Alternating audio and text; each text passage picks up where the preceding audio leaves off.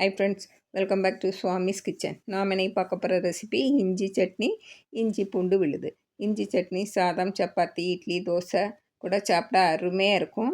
அதே போல் இஞ்சி பூண்டு விழுதையும் அரைச்சி வச்சுக்கிட்டா நம்ம 3 மாதம் வரைக்கும் ஃப்ரிட்ஜில் ஸ்டோர் பண்ணி வைக்கலாம், கெடாமல் இருக்கும். இந்த முறையில் அரைச்சி பாருங்கள்.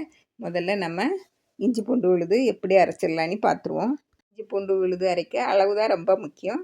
நான் 60 கிராம் பூண்டை தோல் உரித்து வச்சுருக்கேன். 40 கிராம் இஞ்சி அதையும் தோல் உரித்து பொடியாக கட் பண்ணி வச்சுருக்கேன். இந்த 2 அளவுலையும் நீங்கள் எடுத்துக்கிடுங்க. இந்த அளவும் ரொம்ப முக்கியம். 60க்கு 40 அப்படி தான் எடுக்கணும். என்ன 1 டீஸ்பூன் உப்பு, 2 டீஸ்பூன் எண்ணெய், நல்லெண்ணெய் எடுத்து வச்சுருக்கேன். நல்லெண்ணெயில் எடுத்தால் சீக்கிரமாக கெடாது.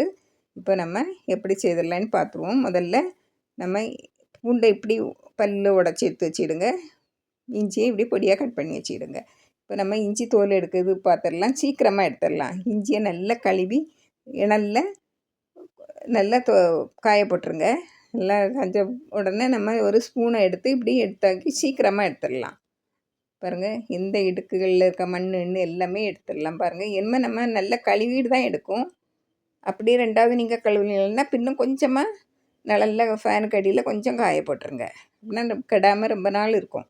பாருங்கள், இப்படி எடுத்து இந்த பொடியை கட் பண்ணி வச்சுக்கலாம். பாருங்கள், இப்போ எல்லாமே ரெடி ஆகிட்டு இப்போ நம்ம அரைச்சிது அப்படின்னு பார்த்துருவோம். பாருங்கள், இப்போ மிக்ஸி ஜாரில் மாற்றியாச்சு இஞ்சியை. அது கூட 1 டீஸ்பூன் உப்பையும் போட்டு நம்ம எவ்வளவு நைஸாக அரைக்க முடியுமோ அவ்வளோ நைஸாக அரைச்சி எடுங்க. பாருங்கள், நான் அரைச்சாச்சு.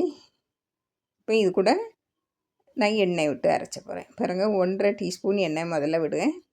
நீங்கள் பார்த்து விட்டுடுங்க, கொஞ்சம் கொஞ்சமாக விட்டு அரைச்சி எடுங்க. பாருங்கள், இப்போ இதை நல்லா நைஸாக அரைச்சிட்டு வந்துடுறேன். பாருங்கள், எவ்வளோ முடியுமோ அவ்வளோ நைஸாக அரைச்சி எடுங்க. பாருங்கள், இனிமேல் இது கூட பூண்டு நம்ம 60 கிராம் பூண்டு உடச்சி வச்சுருக்கோம் இல்லையா, அதை எடுத்து அதையும் அப்படியே போட்டு அரைச்சிட்டு வந்துடுங்க. நல்லா நைஸாக வந்துடும். பாருங்கள் இருக்குது. இதை நம்ம ஒரு பாத்திரத்தில் எடுத்து வச்சுக்கலாம். பாருங்கள், இதுக்கு எண்ணெய் இவ்வளோ தான், 1.5 டீஸ்பூன் தான் செலவாயிடுச்சு. பாருங்கள், இப்படி இருக்குது. நீங்களும் இதே போல் அரைச்சி பாருங்கள். இதை ஒரு ஏர்டைட்டான பாத்திரத்தில் போட்டு ஃப்ரிட்ஜில் வச்சா 3 மாதம் வரை ஸ்டோர் பண்ணி வச்சிடலாம். இதே போல் நீங்களும் செய்து பாருங்கள். எல்லா வகையான நான்வெஜ் டிஷ்களுக்கும், உருளைக்கிழங்கு பொரியல், எல்லா விதமான பொரியல்களுக்கும் இது ரொம்ப யூஸ்ஃபுல்லாக இருக்கும். இதே போல் நீங்களும் செய்து பாருங்கள். அடுத்து நம்ம இஞ்சி சட்னி செய்துருவோம். பாருங்கள், இஞ்சி சட்னி செய்கிறதுக்கு நான் 1 கப்பு இஞ்சியை எடுத்து பொடியாக நறுக்கி வச்சுருக்கேன். பாருங்கள், இப்படி தின்னாட்டு நீங்கள் அப்படி நறுக்கி வைங்க. அப்படின்னா தான் எண்ணெயில் பொரியதுக்கு நல்லாயிருக்கும். 100 கிராம் இஞ்சி எடுத்து வச்சுருக்கேன். பாருங்கள், இதுக்கு 2 டீஸ்பூன் எண்ணெய் விடுங்க. எண்ணெய் விட்டு காஞ்சதும் இந்த நம்ம கட் பண்ணி வச்ச இஞ்சியை போட்டு நல்லா பொரித்து எடுக்கணும். நல்லா செவக்க பொரித்து எடுக்கணும். பாருங்கள், அந்த எண்ணெயிலே பொரித்து வரட்டு. நல்லா பொரிய விட்டுருங்க. நல்லா பொரிஞ்சு கிறிஸ்பியாக வரணும். கிளறி விட்டுகிட்டே இருங்க.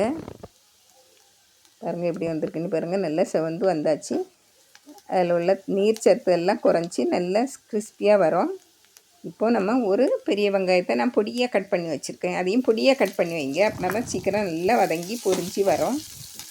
இதையும் நல்லா பொரிய விட்டுறணும். நல்லா செவந்து வரணும் வெங்காயமும். அப்படின்னா தான் கெடாமல் 4-5 நாள் வெளியே வச்சாலும் அழகாக இருக்கும் இந்த சட்னி.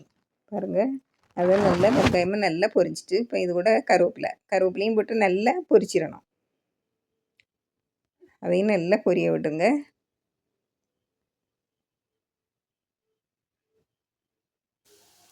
இப்போ நல்லா எல்லாம் வெங்காயம் எல்லாமே பொரிஞ்சு வச்சுட்டு இப்போ நான் 2 டேபிள் ஸ்பூன் தேங்காய் எடுத்து வச்சுருக்கேன். நான் தேங்காய் குறைவாக தான் சேர்த்துருக்கேன். பாருங்கள், 2 டேபிள் ஸ்பூன் தேங்காய் எடுத்து அதையும் நல்லா பொரிய விட்டுறணும். நல்லா செவக்காக வரணும். அப்படின்னா தான் கெடாமல் இருக்கும். நல்லா செவந்து வதங்கி வரணும்.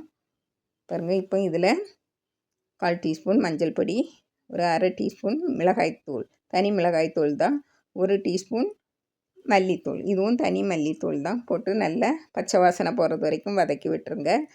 மிளகாய்த்தூள் உங்களுக்கு காரத்துக்கு தேவையான அளவு மிளகாய்த்தூள் போடுங்க. இதை நல்லா வதங்குறதும் இதை எடுத்து ஆற வச்சுருங்க தனியாட்டு. இப்போது நான் ஒரு எலுமிச்சம்பழம் அளவு புளியை எடுத்து ஊற போட்டு வச்சுருக்கேன். மீடியம் சைஸ் எலுமிச்சம்பழம். இப்போ நம்ம ஆற வச்ச தேங்காய் கலவையை எடுத்து மிக்ஸி ஜாரில் மாற்றிடுவோம். இது கூட கொஞ்சம் உப்பு போட்டுருங்க. உப்பு போட்டு அரைச்சி எடுக்கணும். இதை தண்ணி விடாமல் முதல்ல அரைச்சி எடுத்துருங்க. உப்பு போட்ட வீடியோ பதிவாகல பாருங்கள். இப்போது தண்ணி விடாமல் இதை இப்படியே அரைச்சி எடுத்துகிட்டு இனிமேல் ஒரு அரை கப்பு தண்ணி விட்டு அரைச்சி எடுத்துருங்க. நல்லா நைஸாக அரைச்சி எடுத்துருங்க. பாருங்கள் இப்படி இருக்கணும். இப்போ இதை நம்ம தாளிச்சிடுவோம். அடுப்பில் கடாய் வச்சது காஞ்சதும் ஒரு 2 டீஸ்பூன் எண்ணெய் விட்டுருங்க. எண்ணெய் விட்டு காஞ்சதும் கடுகு ஒரு 1/4 டீஸ்பூன் கடுகு, ஒரு 10 போல் வெந்தயம், கருவேப்பிலை, 2 காஞ்ச மிளகாய் இதையும் போட்டு நல்லா பொரிய விட்டுருங்க. நல்லா பொரிஞ்சு வரட்டு. நல்லா பொரிஞ்சு வந்ததும் பாருங்கள் நம்ம கரைச்சி வச்ச புளியை விட்டுவோம். ஒரு சின்ன சைஸ் எலுமிச்சம்பழம் அளவு புளி போதும். அதை விட்டு நல்லா கொதித்து வரட்டு. நல்லா கொதித்து வரட்டு. இது கூட கொஞ்சமாக உப்பு பார்த்து போட்டுக்கிடணும். நான் முதல்ல கொஞ்சம் போல் போட்டேன் பாருங்கள். இப்போ இதில் நம்ம அரைச்சி வச்ச விழுதை போட்டுருவோம். போட்டு நல்லா கிளறி விடுங்க. நல்லா தண்ணியெல்லாம் சுண்டி நல்லா எண்ணெய் பிரிஞ்சு வரணும் பாருங்கள்.